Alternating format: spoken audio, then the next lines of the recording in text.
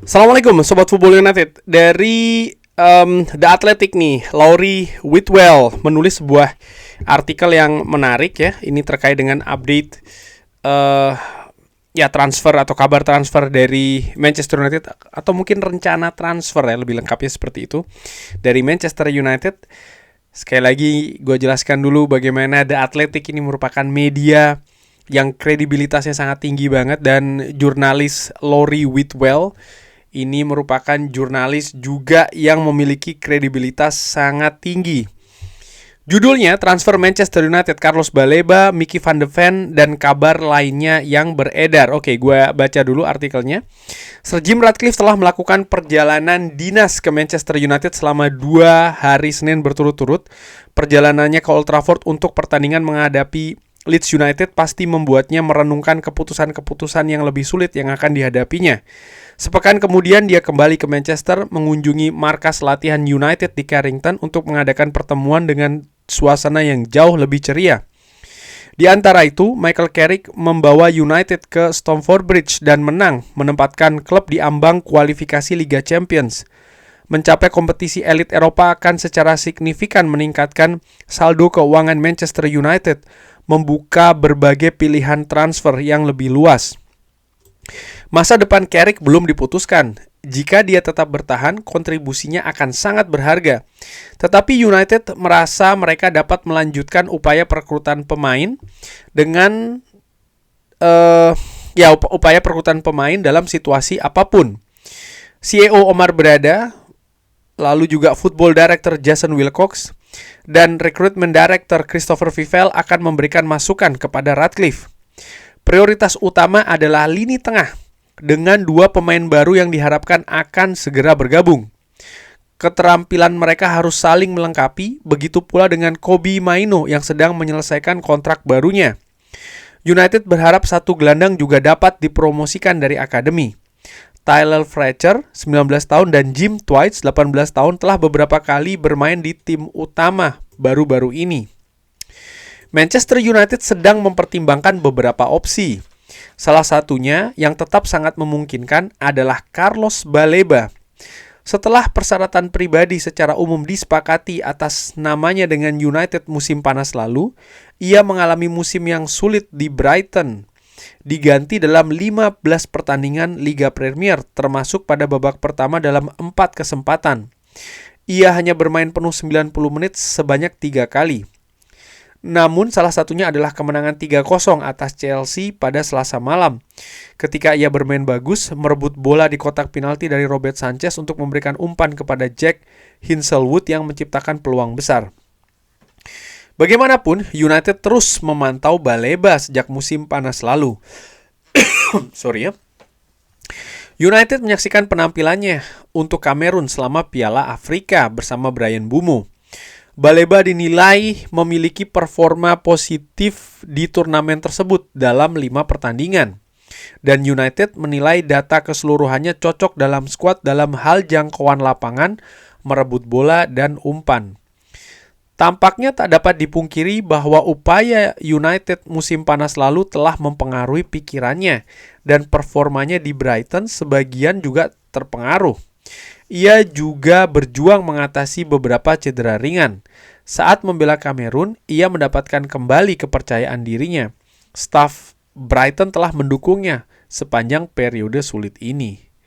Namun, ia termasuk dalam kategori gelandang yang lebih rendah dalam daftar incaran United. Musim panas lalu, ketika nilainya sedang tinggi setelah 2 musim yang luar biasa, United bersedia membayar 75 juta pounds. Tetapi Brighton menginginkan lebih dari 100 juta pounds. Sekarang, United diyakini merasa bahwa biaya 50 juta pounds lebih masuk akal.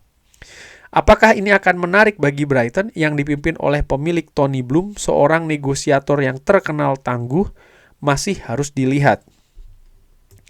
Manchester United juga mengincar pasar bek tengah.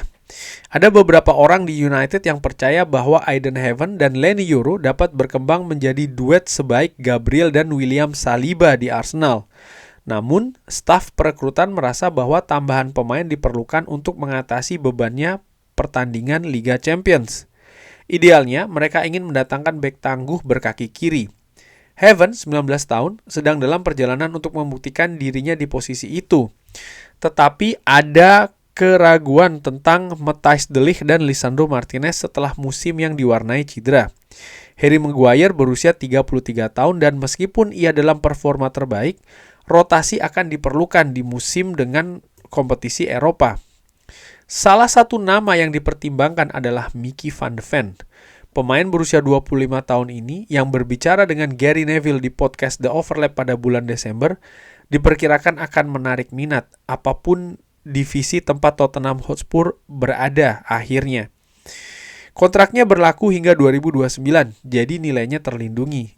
Ironisnya, jika Spurs terdegradasi, itu akan mempermudah jalan keluar bagi beberapa pemain terbaik mereka. Musim ini memang penuh gejolak bagi Van de Ven, tetapi ia tetap mencetak 7 gol dalam 40 penampilan dan asisnya untuk Brennan Johnson di Old Trafford pada tahun 2024 masih terpatri dalam ingatan para fans Manchester United. Kecepatan, kemampuan membawa bola, dan kemampuan tackle-nya akan menjadi nilai tambah yang besar bagi skuad United.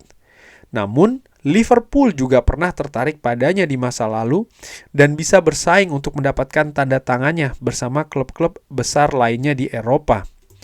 Manchester United masih perlu mengumpulkan dana melalui penjualan pemain, dan Manuel Ugarte menjadi target utama mereka.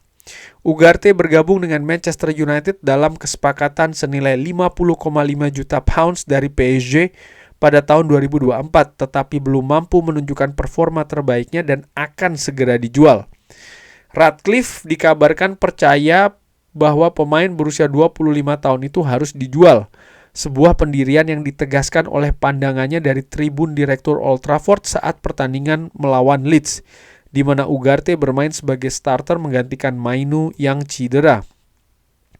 Pendapatan dari Liga Champions dan pendapatan transfer akan menentukan berapa banyak uang yang dapat dihabiskan United untuk meningkatkan tim mereka. Elliot Anderson berada di puncak daftar incaran Manchester United untuk lini tengah karena gaya bermainnya yang agresif, tetapi pemilik Nottingham Forest, Evangelos Marinakis, diyakini menginginkan harga hingga 125 juta pounds. Marinakis telah menunjukkan bahwa ia adalah sosok yang tangguh dengan tetap mempertahankan Morgan Gibbs-White musim panas lalu meskipun Spurs berusaha mengaktifkan klausul keluarnya. Namun jika Forest terdegradasi, logikanya harga Anderson juga akan turun. Manchester City diperkirakan menjadi tujuan favorit Anderson jika ia pindah, tetapi masa depan Rodri menjadi faktor pertimbangan. Beberapa pengamat meragukan City dapat menyetujui kontrak baru dengan Rodri dan menghabiskan lebih 100 juta pounds untuk Anderson. City juga mempertimbangkan opsi lain termasuk Enzo Fernandez dari Chelsea, sementara Real Madrid juga disebut-sebut sebagai tujuan potensial bagi Fernandes dan Rodri. Aurelien Tchouaméni, pemain yang sudah berada di Madrid, juga dibahas dalam pertemuan United.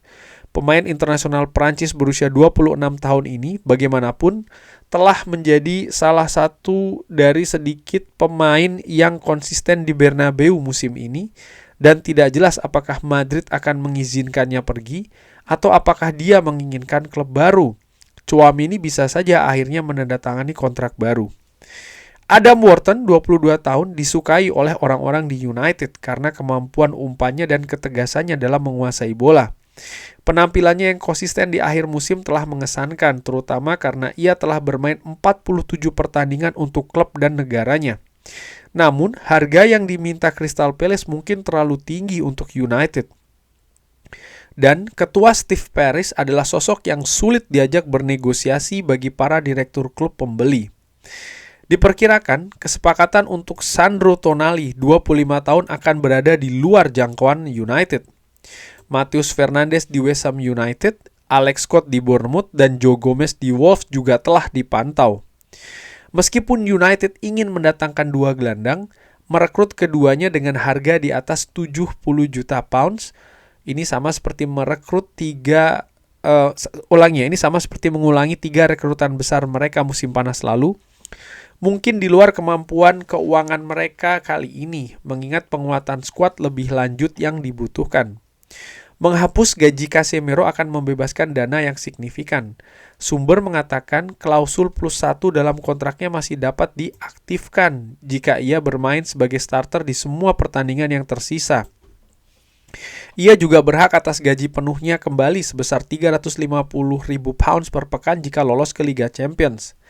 Tetapi, ia dan para eksekutif klub telah sepakat bahwa ia akan pergi. Ia melepaskan haknya atas gaji tahunan sebesar 18,2 juta pounds. Tetapi kepergiannya sebagai pemain bebas transfer memperkuat daya tawarnya dengan klub-klub yang berminat. Kepindahan ke MLS masuk akal dan Inter Miami, di kota yang sering ia kunjungi, sedang dalam pembicaraan. Manchester United berencana mendatangkan 4 pemain besar, termasuk seorang striker berpengalaman dan seorang bek kiri, menyusul kepergian Tyrell Malacia dan perlunya Luke Shaw lebih sering beristirahat mengingat adanya pertandingan di tengah pekan. Agen-agen di industri ini berpendapat bahwa United mungkin membutuhkan lebih banyak pemain secara keseluruhan, mungkin surplus 3 pemain dari jumlah yang ada saat ini. Pemain sayap kiri juga mungkin akan diincar, meskipun Matheus Cunha telah menemukan ritme permainannya di sisi itu, dan Patrick Dorgu dipandang lebih mungkin untuk beroperasi di posisi tersebut. Oke, Sobat Football United, kurang lebih itu tadi artikel dari Lawrie Whitwell yang gue bacakan, yang gue artikan ya. Bagaimana menurut Sobat Football United? Kabar-kabar tadi, pemain-pemain yang dikaitkan dengan Manchester United. Seperti biasa, silakan drop di kolom komen. Terima kasih sudah menyaksikan. Jangan lupa like, sholat, dan juga subscribe. Wassalamualaikum warahmatullahi wabarakatuh. Thank you.